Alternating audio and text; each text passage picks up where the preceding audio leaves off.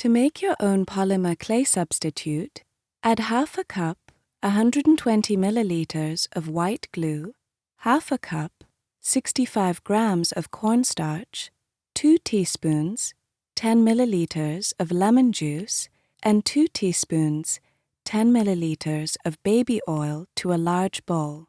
Add a few drops of food coloring if you want your clay to be a different color.